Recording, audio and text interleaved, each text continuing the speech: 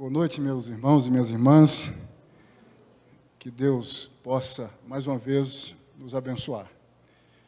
Este é o intuito nosso em estudarmos o que estamos estudando.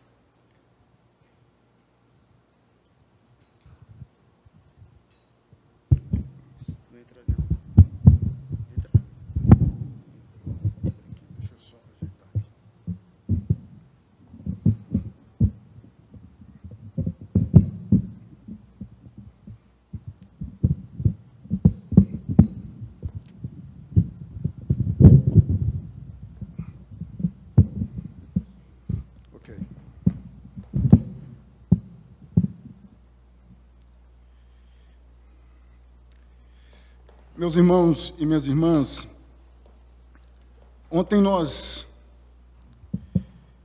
iniciamos a nossa conferência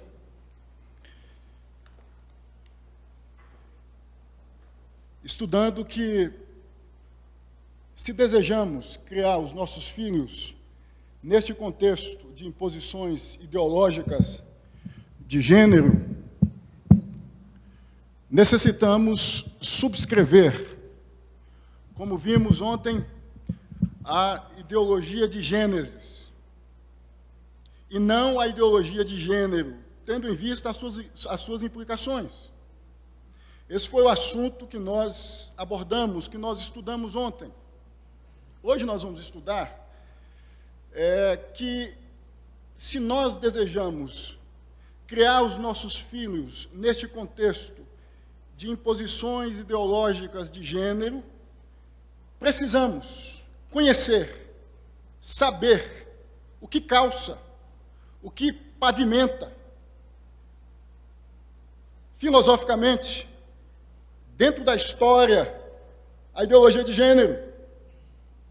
É preciso conhecermos, é preciso sabermos o que calça, o que pavimenta, o que subjaz, portanto, a ideologia de gênero, filosoficamente, na história. É óbvio, irmãos, que nós não podemos combater, no bom sentido, o que nós não conhecemos. Nós não podemos combater, volto a dizer no bom sentido, algo que nós não conhecemos as raízes filosóficas dos seus ramos, a seiva, a potência intelectual, filosófica dos seus ramos, o apoio acadêmico, o que sustenta, academicamente falando, no caso em específico, tendo em vista o nosso tema, a ideologia de gênero. Eu convido você a observar comigo o que o apóstolo Paulo recomenda a Timóteo. Em 2 Timóteo, capítulo 3, verso 1. 2 Timóteo, capítulo 3, verso 1. Vocês vão perceber que é exatamente isto que o apóstolo Paulo recomenda a Timóteo, ou seja, que Timóteo tenha ciência do que abarca os últimos dias, os últimos tempos. Que Timóteo consiga discernir o que envolve os últimos tempos, os últimos dias. Observem comigo, 2 Timóteo, capítulo 3, verso 1. E vocês vão perceber que é exatamente isto. É importante nós entendermos desde já que últimos dias aqui tem a ver com um período de tempo que vai da primeira vinda de Jesus à segunda vinda de Jesus. O apóstolo Paulo diz o seguinte a Timóteo, é uma recomendação, é um imperativo ativo, é uma ordem. Sabe, porém, isto, nos últimos dias sobrevirão tempos difíceis. O apóstolo Paulo aqui ordena a Timóteo a saber, o termo aqui é gnóstico.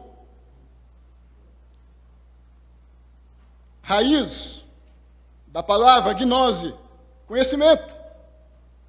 Eu ordeno que você saiba, gnóstico, que você conheça o que abarca,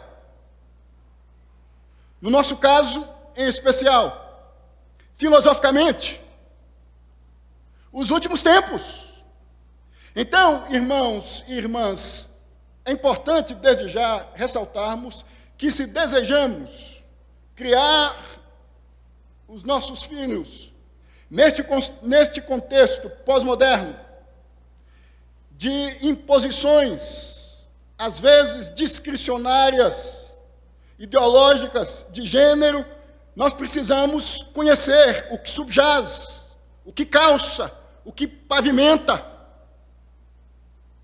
especificamente a ideologia de gênero. Mas antes, eu penso ser importante nós nos voltarmos mais uma vez a Deus, pedindo o que venha iluminar-nos.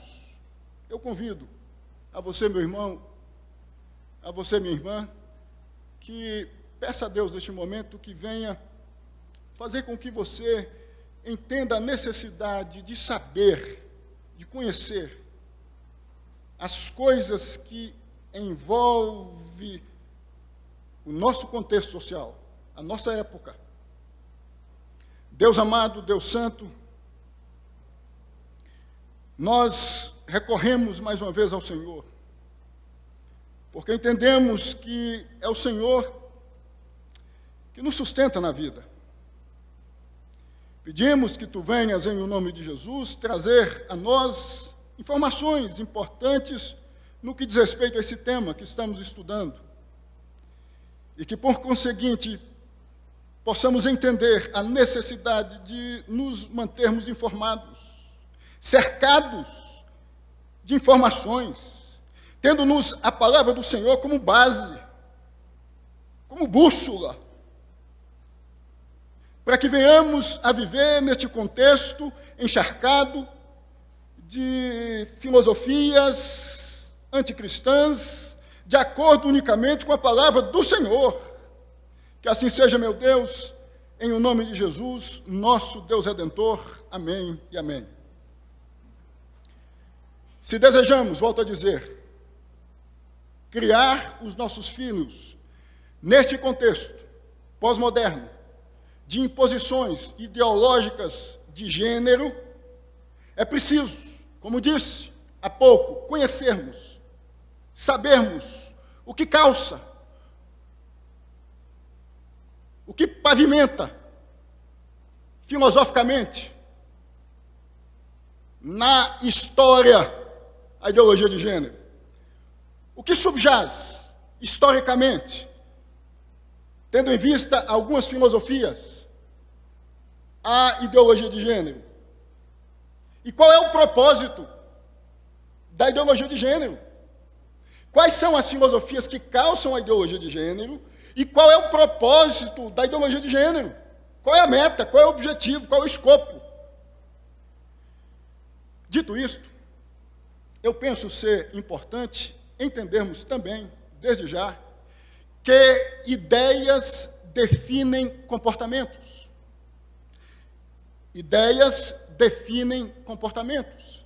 Teses, filosofias, definem comportamentos. Nós podemos constatar isto na Alemanha nazista, da metade do século XX, com o ideário da raça ariana, branca, desenvolvido por Hitler.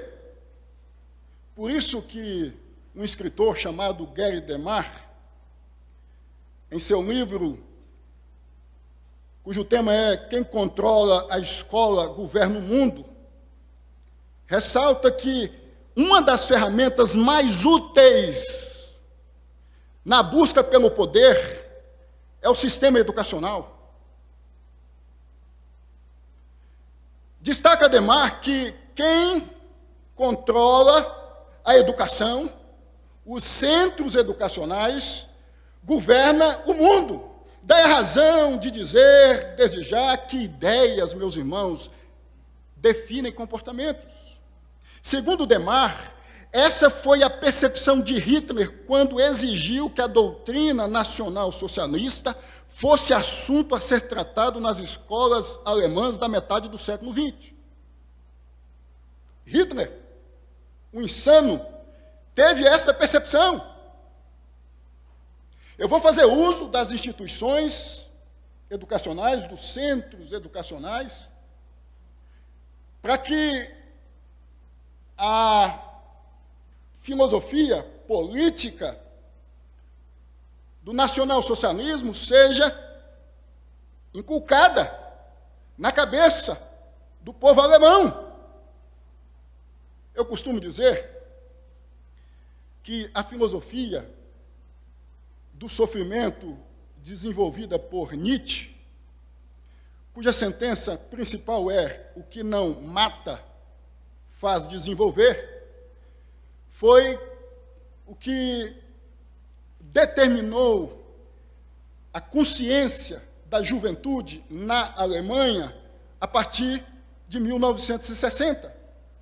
Tendo em vista que a juventude, a partir desta data, isto é, 1960, passou a adotar comportamentos insanos, porque a ideia que permeava a advinda da filosofia nietzschiana era de que o que de fato é ruim não pode acabar comigo, mas me fazer mais forte na vida. Daí surge o adágio popular que diz: o que não mata engorda. Notem, irmãos, que nós precisamos entender a necessidade de nos atermos, que há uma necessidade de nos atermos ao que cerca, ao que calça a consciência intelectual da sociedade dos nossos dias. Mas quais filosofias na história, já que há a necessidade de conhecermos o que subjaz, filosoficamente falando, na história, a ideologia de gênero, quais filosofias na história calçam, pavimentam a ideologia de gênero? Quais são estas filosofias? Dentre muitas, eu resolvi destacar duas, que no meu entendimento são as fulcrais, são as básicas, são as fundamentais. A saber, primeira, o marxismo. Eu penso que vocês sabem que Karl Marx, cerca de 3 a 5 anos antes de morrer, percebeu que um dos meios de sustentação do sistema econômico capitalista no Ocidente era a família tradicional. Vocês sabem que Karl Marx foi quem criou o socialismo científico, uma proposta política de governo. Vocês sabem também que o socialismo científico marxista é inimigo número 1 do sistema econômico capitalista. Marx, então, como disse há pouco, tendo em vista a necessidade de implantar o socialismo científico no Ocidente, percebeu que algumas travas, alguns percalços impediam o avanço ou a implantação do socialismo científico no Ocidente. Dentre tantas, a família tradicional, formada por um pai, uma mãe e sua prole. Marx morre em 1883. Um ano depois da sua morte, o seu amigo íntimo, Engels, publica a obra que encabeça, filosoficamente, a ideia marxista acerca da família tradicional, cujo tema, refiro-me à obra, é A Origem da Família, da Propriedade Privada e do Estado, publicada em 1884. Nesta obra, a visão de Karl Marx é exposta, explicitada por Engels, onde Engels sustenta o que Marx havia percebido antes da morte, que a família tradicional é um dos meios de sustentação do sistema econômico capitalista e, por isso, uma instituição perversa. Perversa! É óbvio que os mesmos iam entender desta forma, já que haviam entendido que a família tradicional é um dos meios de sustentação do seu maior rival, tendo em vista que os mesmos, a nível de política de governo, adotam o socialismo científico, o sistema econômico capitalista. E por causa desta percepção, Engels, nesta obra, começa a atacar a família tradicional, fazendo uso de uma suposta pesquisa desenvolvida por Morgan, um estudioso norte-americano, que foi publicada em 1877, chamada A Sociedade Antiga.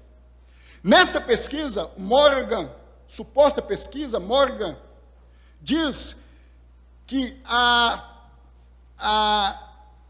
visão de família primitiva não tinha nada a ver com a visão de família que passou a ser desenvolvida no Ocidente, a chamada família tradicional. Engels, então, pega essa deixa de Morgan e trabalha a ideia de que a família tradicional foi inventada em um tempo e desenvolvida especificamente a partir do fim do século XVIII e início do século XIX, majoritariamente pelo macho burguês detentor do capital. Diz Engels, nesta obra, que nas civilizações antigas, segundo Morgan, uma mulher podia ter inúmeros esposos, o que o mesmo vai chamar de poliandria, e um homem podia ter várias esposas, o que o mesmo vai chamar de poligamia. É a chamada família sindimiástica, apresentada por Engels nesta obra, com o intuito de dizer o seguinte: esse negócio de que a família tradicional é a ideal, não está certo. Porque, na verdade, sustenta o marxismo a partir desta obra de Engels, isto tem a ver com o entendimento do sistema econômico capitalista, ou do macho detentor do capital, com o intuito de manter o sistema econômico capitalista no Ocidente.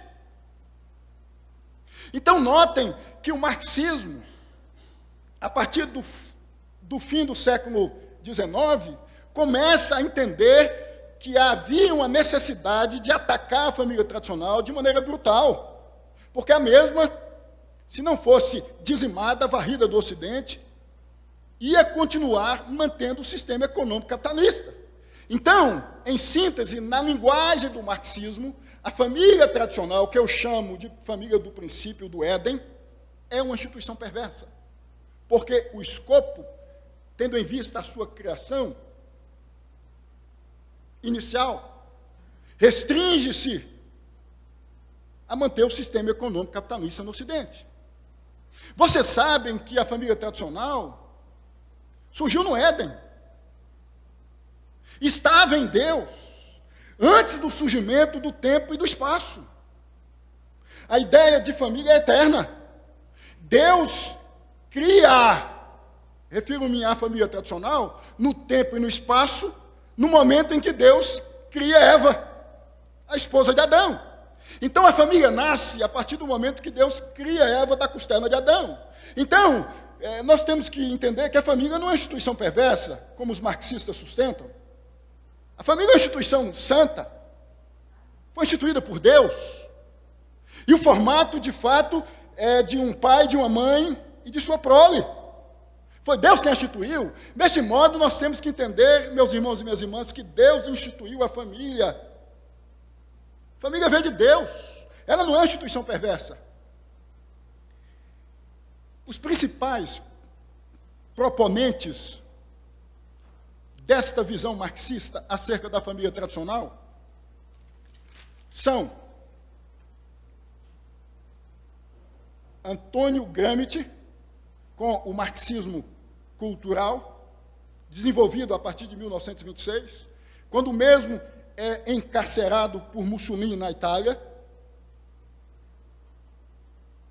escreve os chamados Cadernos do Cárcere, que são estratagemas de como o socialismo científico poderia ser implantado no Ocidente.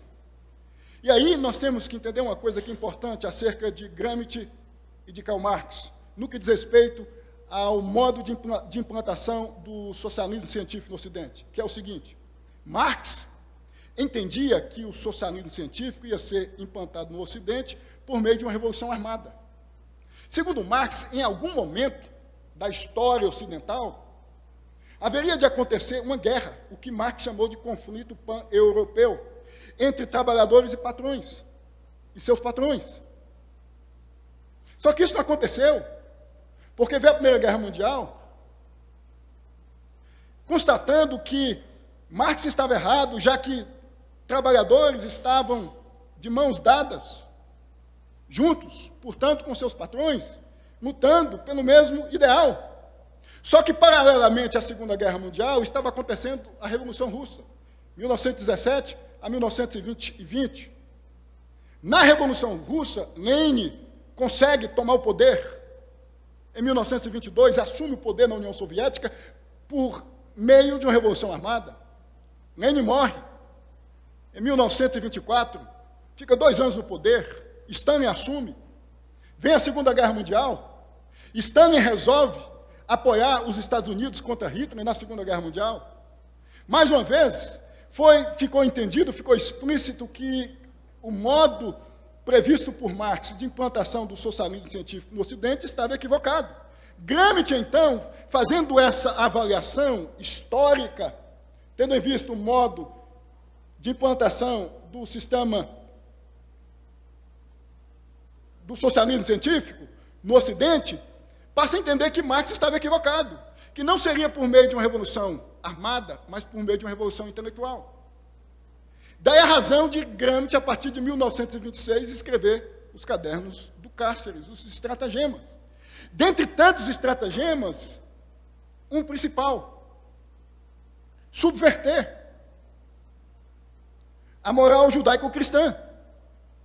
Atacar a moral judaico-cristã. Tanto é que Gramsci chegou a dizer que a moral judaico-cristã é uma moral poluída. Também disse Gramsci que as igrejas deviam ser transformadas em teatros,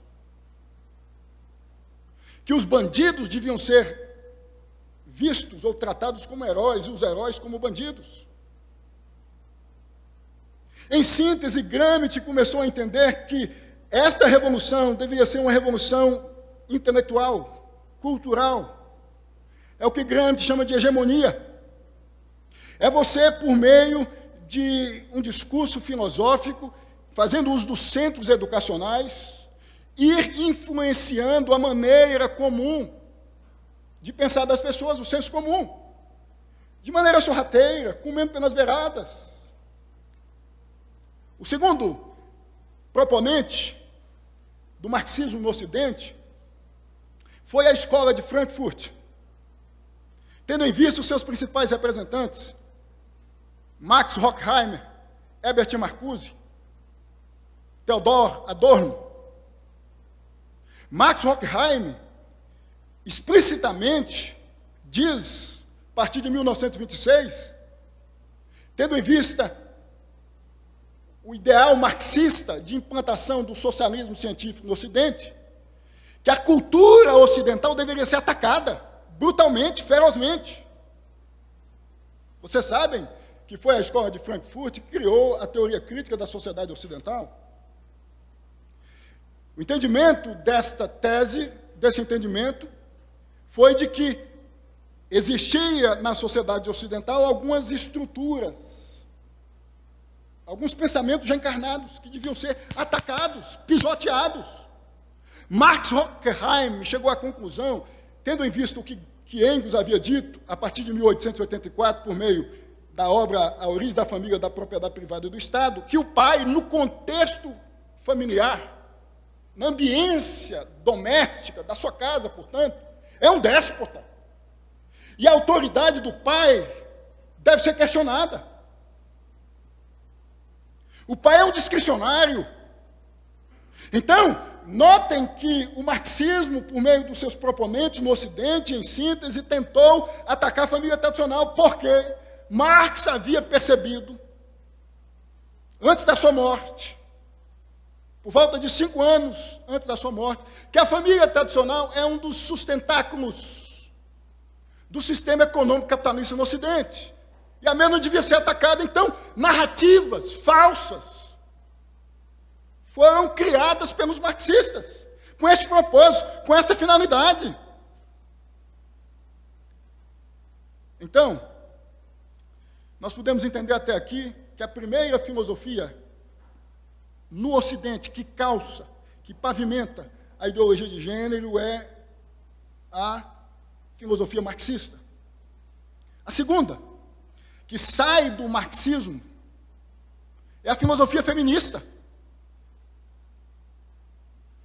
Vocês sabem que o movimento feminista começa no início da década de 50, por volta de 1950, com as sufragistas.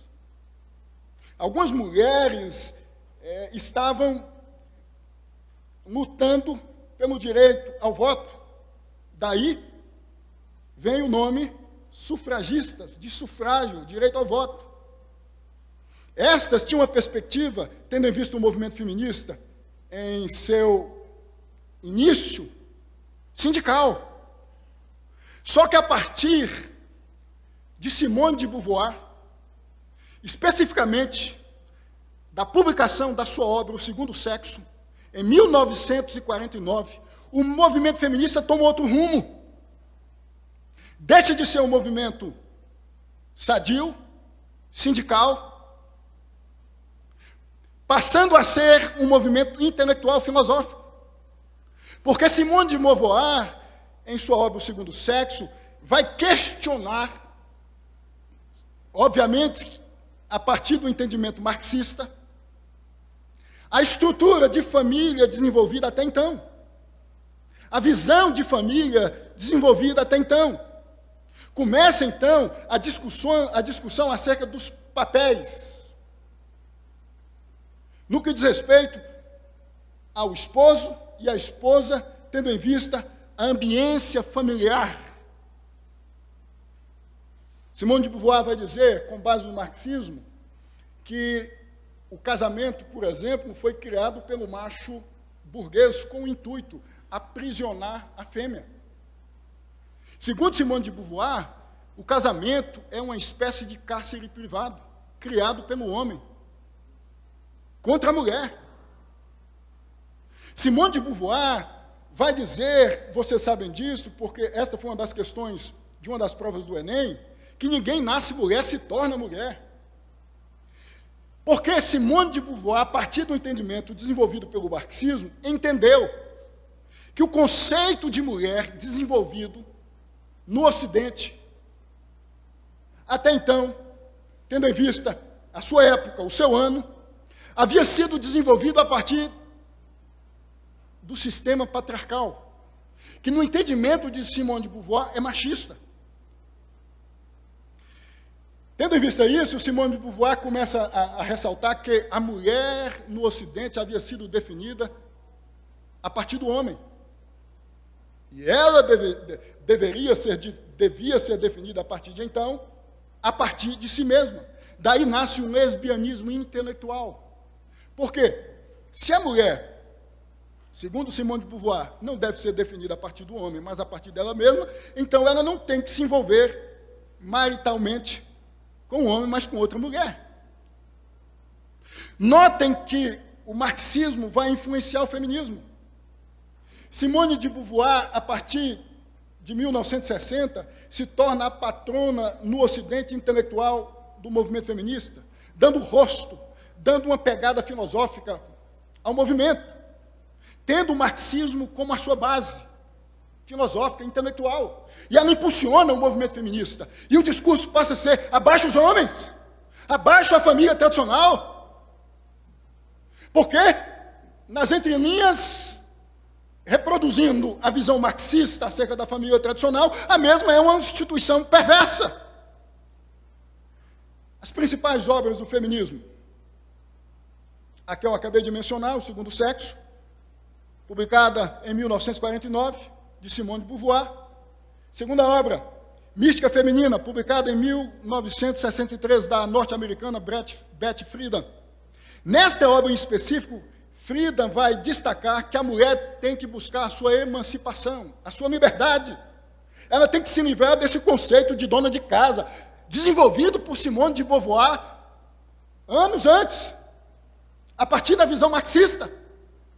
Betty Friedan vai dizer, a mulher tem que se libertar, a mulher que fica restrita à casa, à ideia de esposa, etc. e tal, ela se torna psicótica, ela passa a ter transtornos psíquicos, emocionais, ela passa a ser uma pessoa desmotivada, existencialmente falando, então ela tem que se libertar disso, é o ideal, segundo Betty Friedan, que a mulher tem que ter como, tendo em vista a sua existência na sociedade. Em 1970, foi publicada, talvez, a obra que mais explicita a visão marxista acerca da família tradicional, tendo em vista o movimento feminista, chamada Dialética do Sexo, da feminista marxista Shulamit Firestone. Nesta obra, a Firestone deixa explícito a visão marxista. Ela diz, literalmente, ipsis literis, a família é uma instituição perversa. Nós temos que destruir a família. Abertamente ela diz isto. Está nesta obra exatamente estas palavras. Nós temos que destruir a família. E, obviamente, fazemos uso de armas intelectuais, filosóficas, que venham proporcionar-nos isto. A ideologia de gênero, natalidade, é a maior arma, utilizada por marxistas, por feministas, contra a família tradicional. Notem, meus irmãos, que tudo tem um calço, tudo tem uma seiva intelectual, filosófica, que impulsiona, que alavanca, que movimenta, que sustenta.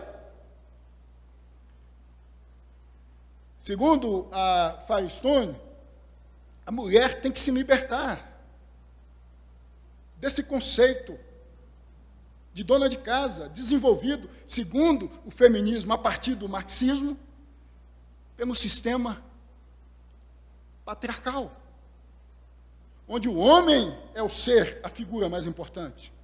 Simone de Beauvoir e todas as intelectuais feministas vai dizer que o cristianismo faz mal.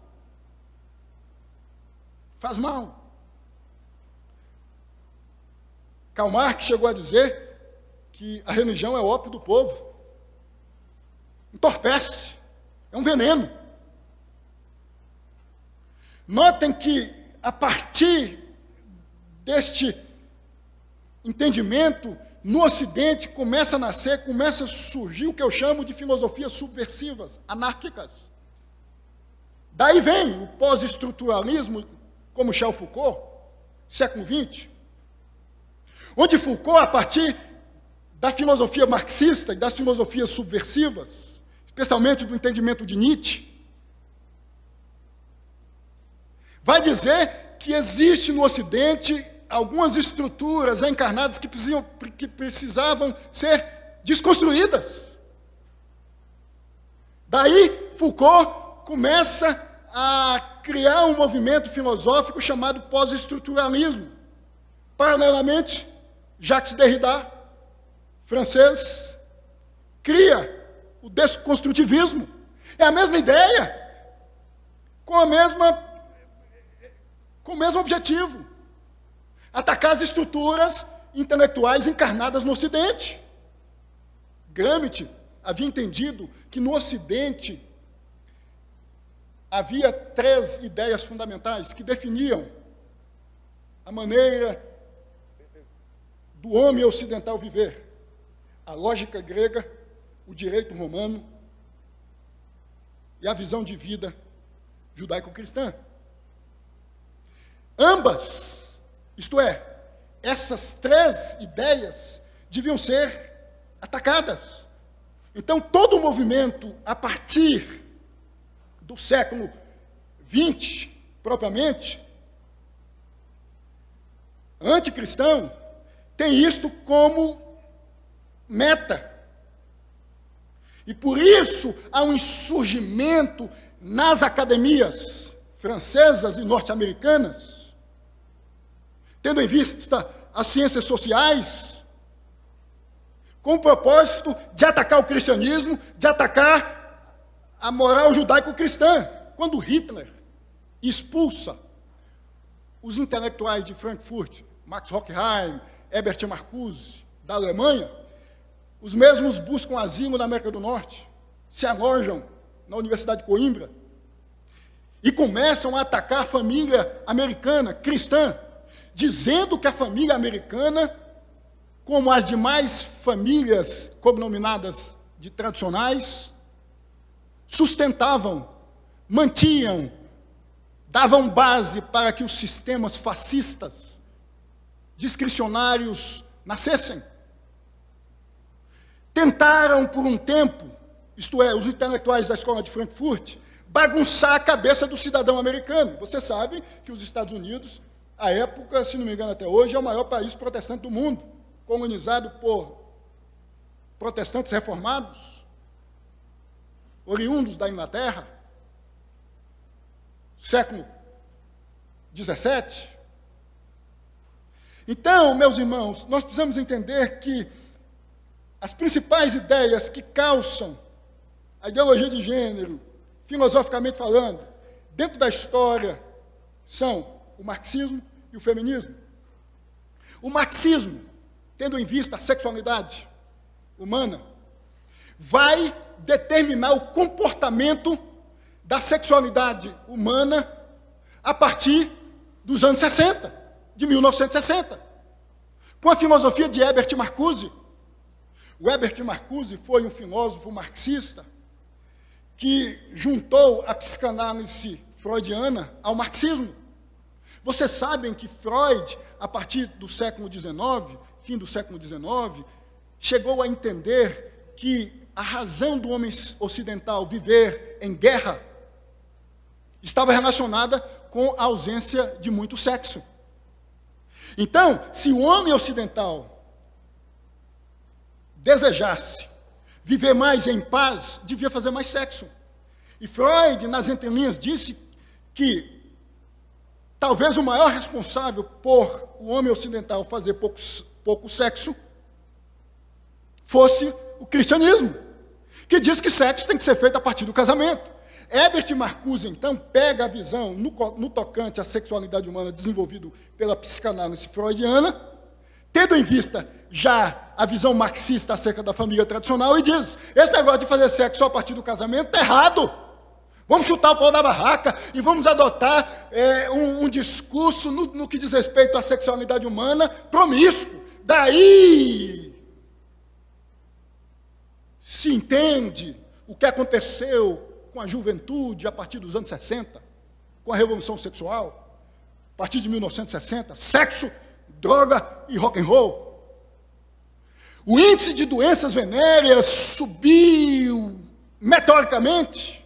Filosofias definem comportamentos, irmãos. Essa turma sabe disto. Daí a razão de nós vermos nos centros universitários, a nível mundial, esse discurso marxista presente, feminista, esse ideário antropocêntrico, humanista, anticristão. Não há aqui, penso eu, um entendimento de que não houve no Ocidente, a partir do século XVIII, especialmente metade do século XIX, desembocando no século XX, de que o cristianismo devia ser varrido, devia ser questionado, de Deus devia ser tido como um imaginário de um homem necessitado de fé, de uma realidade de transcendentalidade. O Dawkins vai dizer isto, que Deus é um delírio. O Alistair McGrath, um teólogo britânico, combate isto. Então a gente está vivendo neste mundo onde as ideias anticristãs têm determinado curso comportamental no que diz respeito à fé, à espiritualidade do mundo. Vocês sabem que os países berço da reforma protestante, no que diz respeito à fé, estão em crise, igrejas sendo fechadas. Lembra do que eu disse? Com relação a um dos estratagemas de Gramsci, vamos transformar igrejas em teatros. Isso está acontecendo na Inglaterra, na Escócia, berço do presbiterianismo, Inglaterra, berço do metodismo, da Igreja Batista, que depois desce para a Holanda. As principais ideias precisamos entender, filosoficamente falando, dentro da história, que pavimentam, que calçam a ideologia de gênero, marxismo e feminismo. Ambos, em síntese, começam uma guerra contra o cristianismo e contra, portanto, a visão de vida cristã, fazendo uso de todas as armas possíveis para desconstruir o cristianismo, especialmente a família tradicional. Mas, se o marxismo e o feminismo calça a ideologia de gênero filosoficamente, o pós-estruturalismo, o desconstrutivismo, a filosofia da diferença, do Deleuze, quando então surge, especificamente, a partir dessas filosofias, o conceito de gênero?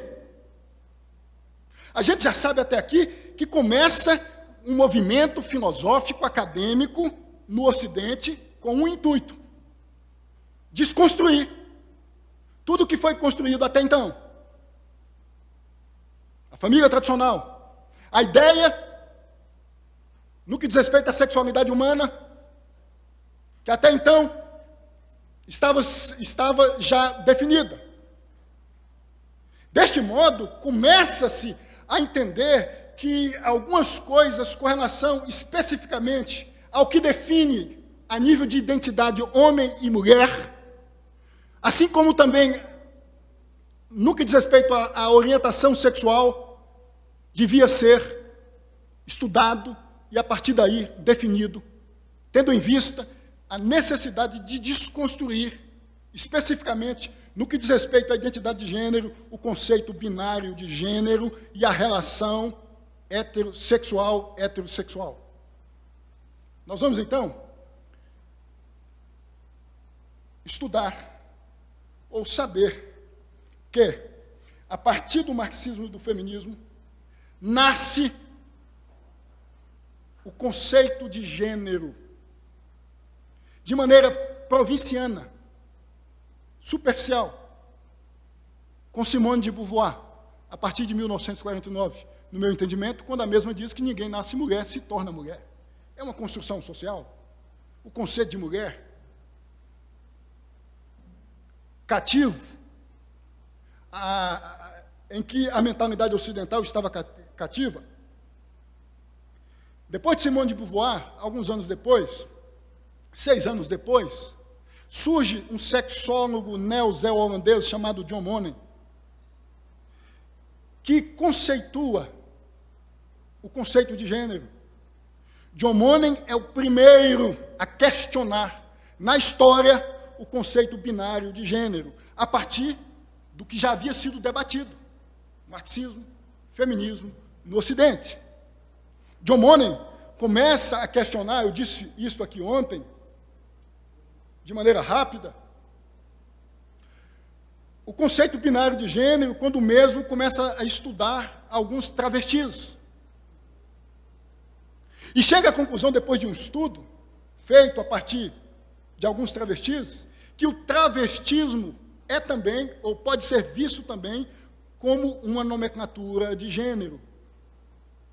E isto porque, segundo John Money, Quem deve definir o gênero em uma pessoa, como disse ontem, não é a condição biológica da pessoa, mas a condição subjetiva da pessoa, a psicologia da pessoa.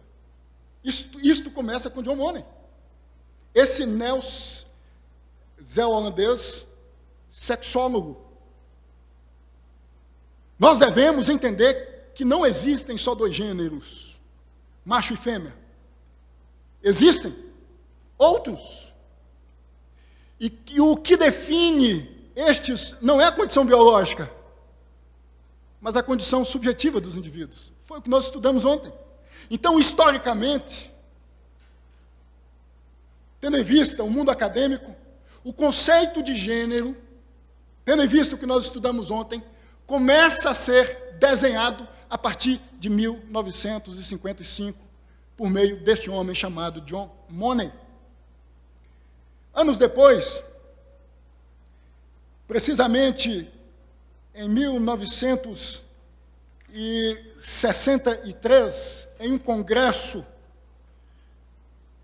na Suécia, em Estocolmo, o psiquiatra Robert Stoller segue adiante, tendo em vista o que John Money havia dito, havia considerado acerca de quem define o gênero em uma pessoa. E o Stoller vai dizer neste evento em Estocolmo, na Suécia, que nós temos que entender que quem define o gênero em uma pessoa não é a condição biológica da pessoa, mas a cabeça da pessoa.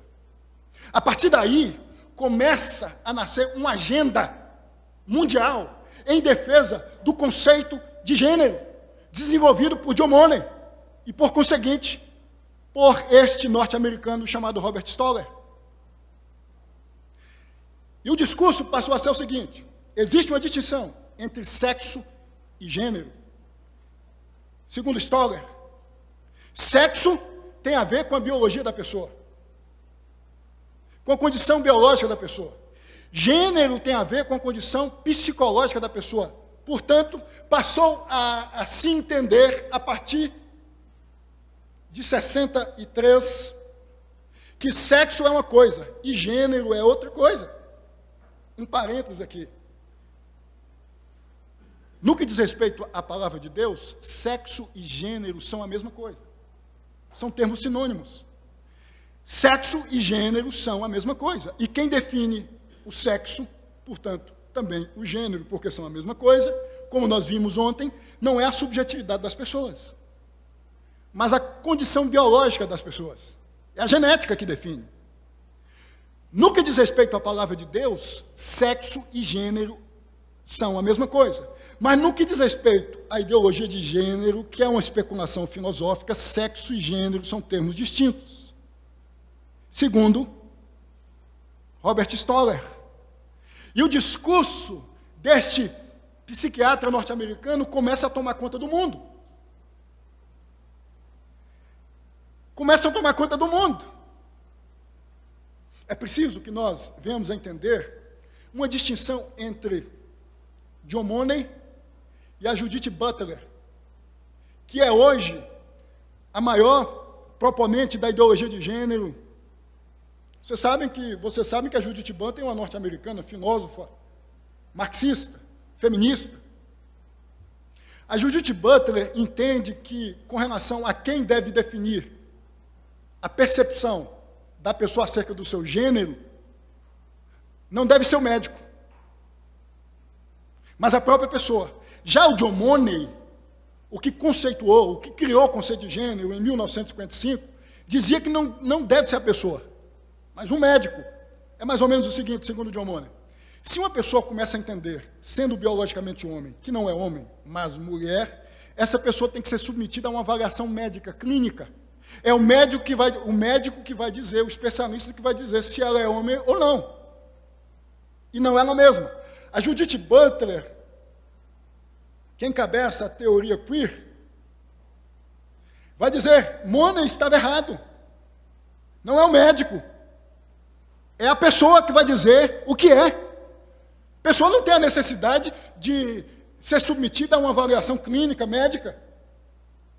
Tanto é que a Judith Butler diz que o médico devia ser proibido, no momento do ultrassom, de dizer, é menino ou menina? Porque o médico está se baseando na condição biológica para definir o gênero e o sexo. Segundo a palavra de Deus, são a mesma coisa. E não na questão subjetiva. Então, notem, meus irmãos e minhas irmãs, que a partir do marxismo vem o feminismo. A partir do marxismo e do feminismo vem essa filosofia chamada ideologia de gênero, que começa a ser definida, que começa a ser estruturada, que começa a surgir, a ser encorpada a partir de 1955, por meio do entendimento de um sexólogo neozelandês chamado John Monnet. Hoje nós temos a Judith Butler, ela esteve no Brasil alguns anos atrás, participamos de alguns eventos, explicitando a visão marxista, a visão feminista, a visão de Monnet, a visão de Robert Stoller. Judith Butler vai dizer, por meio das suas literaturas, que as pessoas devem viver livres com relação à sua sexualidade. O queer, em inglês, significa estranho. Nós devemos aceitar o que para nós é anormal, o que para nós é estranho. Esta é a filosofia da diferença desenvolvida por Deleuze, por Nietzsche. Vejam que uma coisa está amarrada à outra, uma coisa calça a outra. As pessoas devem viver livres. Lembram que eu disse ontem que o humanismo é o principal responsável, a filosofia humanista, por tudo isto? A psicologia humanista. Nós vivemos em uma época onde é preciso fazermos o que o apóstolo Paulo recomenda a Timóteo, isto é, entendermos ou sabermos, no que diz respeito a filosofias, o que embarca o nosso tempo, o que abarca o nosso tempo, a nossa sociedade. Como você deseja combater o que você não conhece? Como você deseja sentar com os seus e discutir acerca de uma coisa que você não conhece?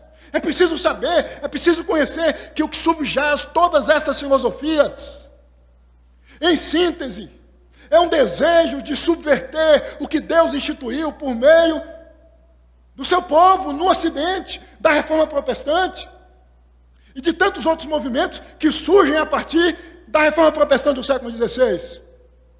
A igreja brasileira, como a igreja mundial, precisa entender que nós estamos vivendo uma guerra não no campo braçal, mas no campo das ideias. E ela precisa se armar, ela precisa estudar, ela precisa conhecer. É óbvio que não com o intuito de estabelecer uma guerra, discursos cheios de ódio, etc, etc, etc, mas com o intuito de blindar a si mesmo, os seus. Vocês, pais, precisam saber disto. Responsáveis por quem vocês amam.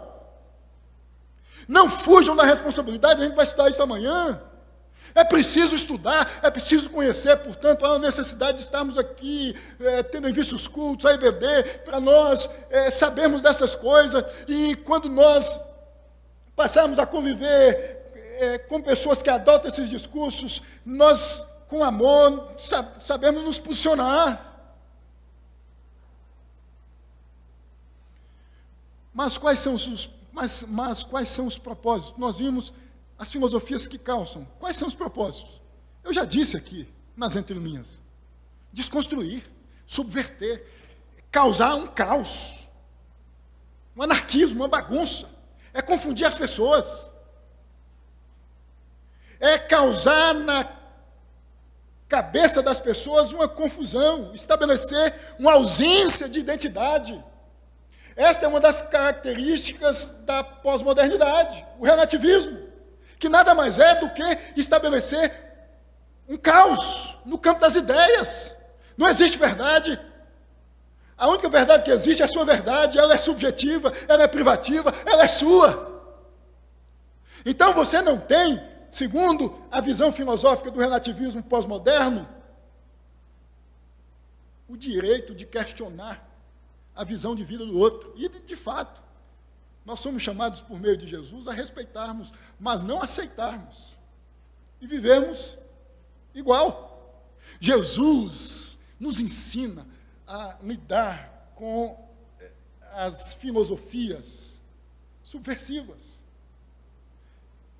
Como? Dizendo que nós devemos nos posicionar. Jesus, ante aos desafios intelectuais, se posicionava. Especialmente com relação à religiosidade oriunda, advinda dos fariseus. Segundo, tratarmos quem defende tais ideias com amor. Foi o que Jesus fez o tempo todo.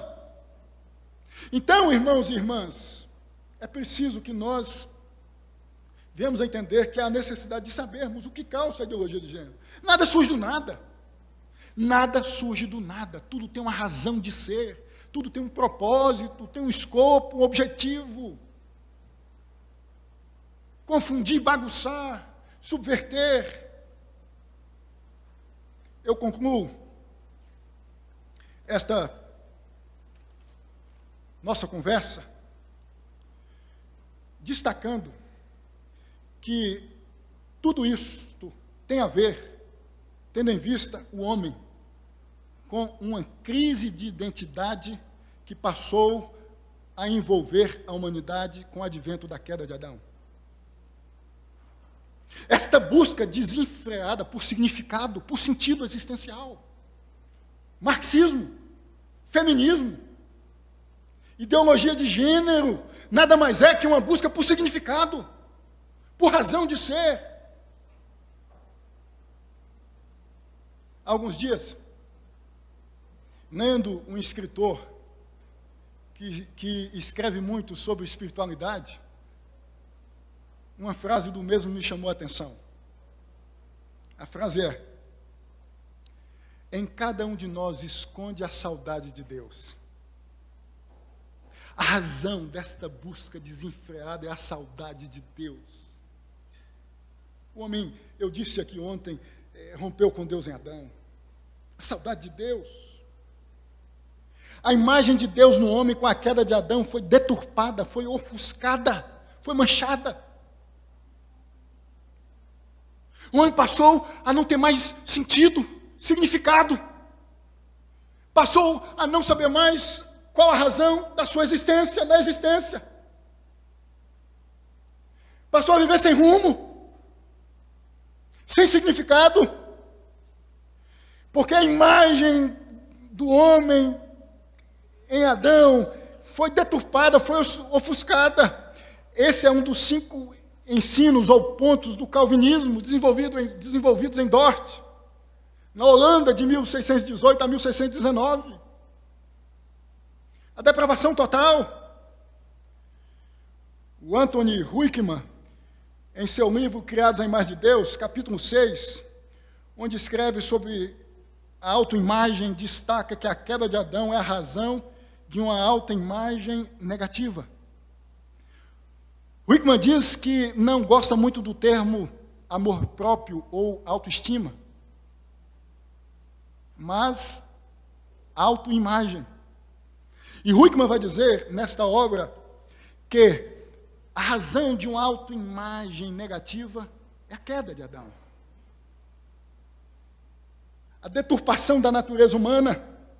O apóstolo Paulo explicita exatamente isso em Romanos 3, dos versos 9 a 18.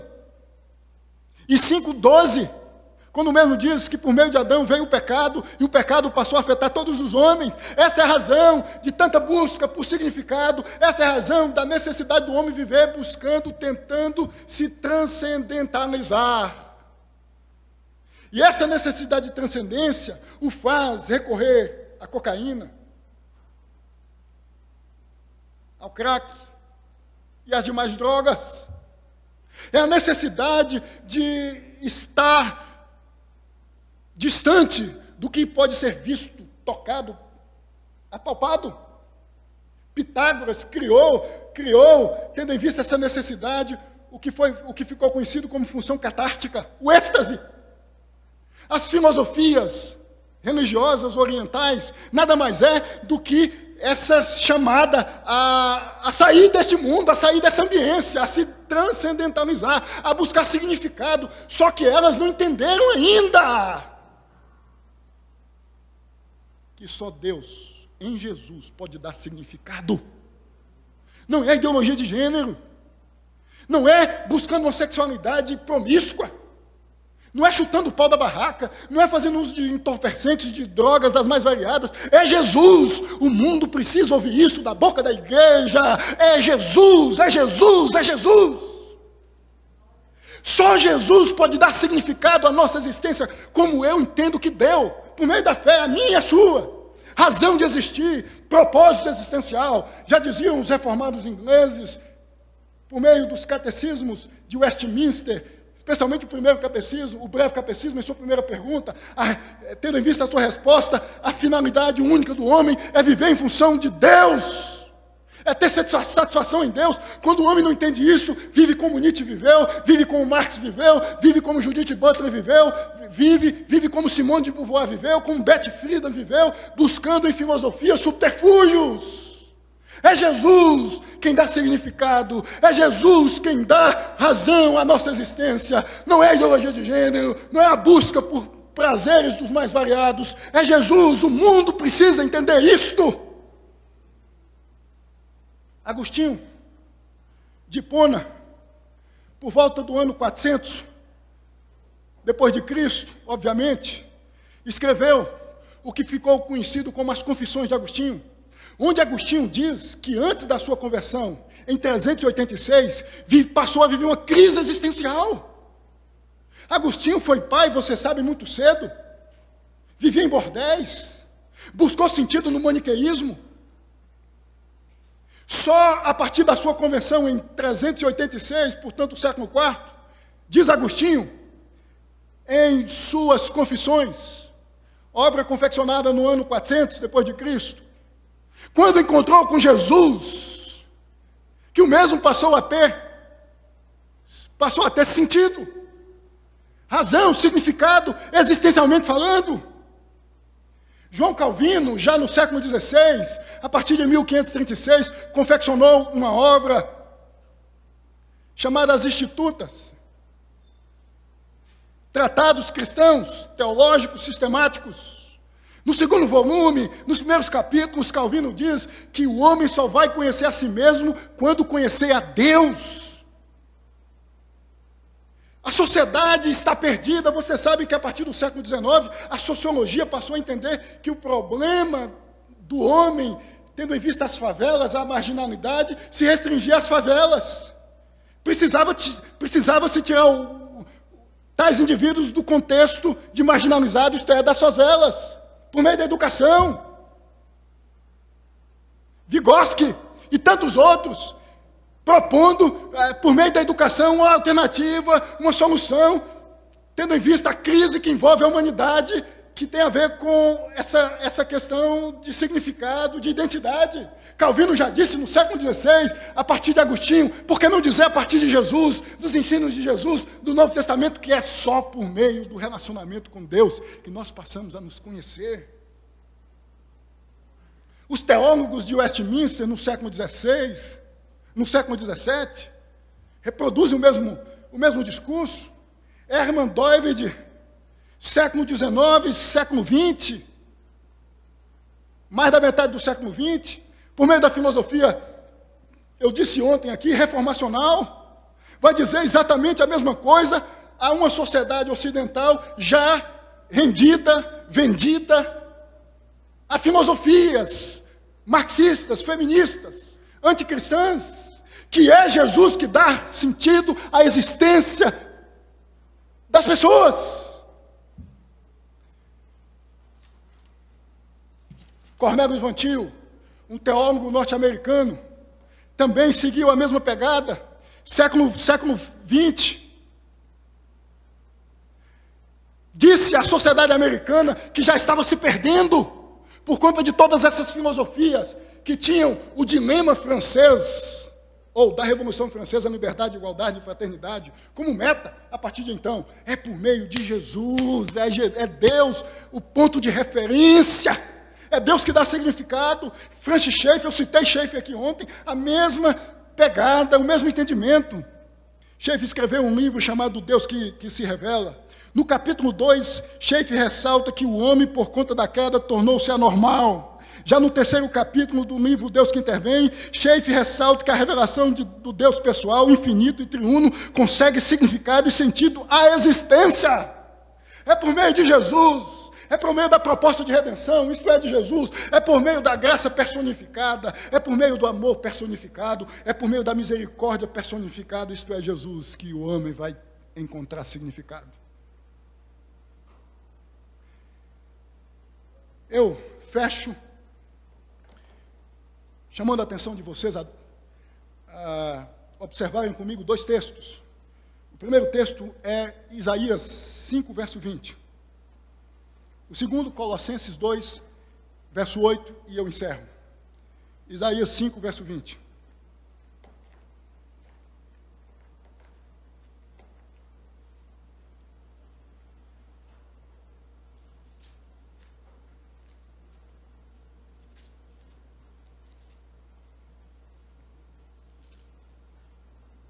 Notem o que Deus diz por meio de Isaías aos que subvertem a sua santa e bendita palavra, ao marxismo, ao feminismo, à ideologia de gênero, tendo em vista o nosso contexto. Notem o que Deus diz por meio de Isaías, da boca de Isaías. 5:20. Ai dos que ao mal chamam bem, e ao bem mal, que fazem da escuridade luz e da luz escuridade, põem o amargo por doce e o doce por amargo. Ai, a ideia de juízo dos que subvertem a palavra de Deus. Ai dos que dizem que está tudo certo ter uma vida sexual promíscua.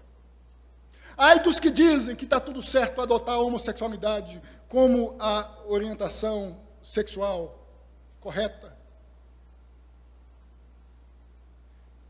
Ai dos que subvertem a palavra de Deus.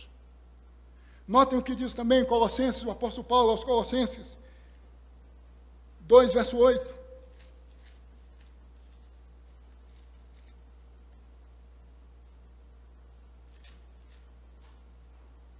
Cuidado que ninguém vos venha a enredar com sua filosofia e vãs sutilezas, conforme a tradição dos homens, conforme os rudimentos do mundo e não segundo Cristo. A ideologia de gênero é uma filosofia vã. Está de acordo com os rudimentos do mundo e não de acordo com Jesus. O nosso parâmetro é Jesus. Pedagógico, filosófico, Jesus. Que Deus abençoe vocês, meus irmãos e minhas irmãs, em nome de Jesus.